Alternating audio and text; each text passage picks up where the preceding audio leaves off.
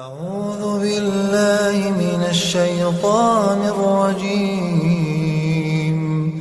بسم الله الرحمن الرحيم. الحمد للہ وکفا السلام علی عبادہ الذین اصطفیٰ۔ امام محمد رحمۃ اللہ علیہ نے اپنی موطا میں سیدنا صائب ابن یزید رحمۃ اللہ علیہ کے حوالے سے نقل کیا ہے کہ ان عثمان ابن عفان رضی اللہ تعالی عنہ کان یقول هذا شهر زکاتکم فمن كان عليه دین فلیؤدی دینه حتى تحصل اموالکم فتؤدوا منہ الزکاۃ، کہ جب رمضان کا مہینہ آتا تھا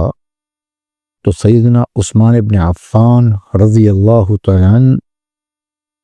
عمومی طور پر مجمع سے کہتے تھے کہ یہ تمہاری زکوٰۃ کا مہینہ ہے،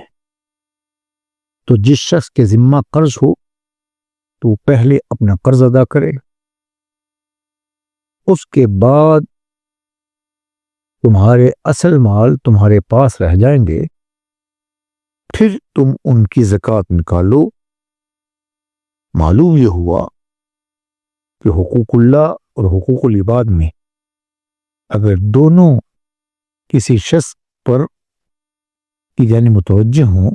تو حق اللہ سے پہلے حق العباد مقدم ہے، اس لیے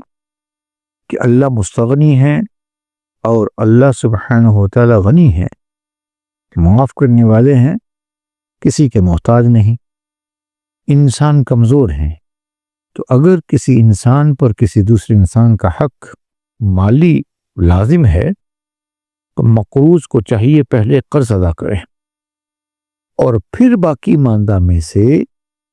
اگر باقی ماندہ مال زکوٰۃ ادا کرنے کے بعد، یعنی قرض ادا کرنے کے بعد، منہا کرنے کے بعد قرض، اگر باقی ماندہ مال اتنا موجود ہے کہ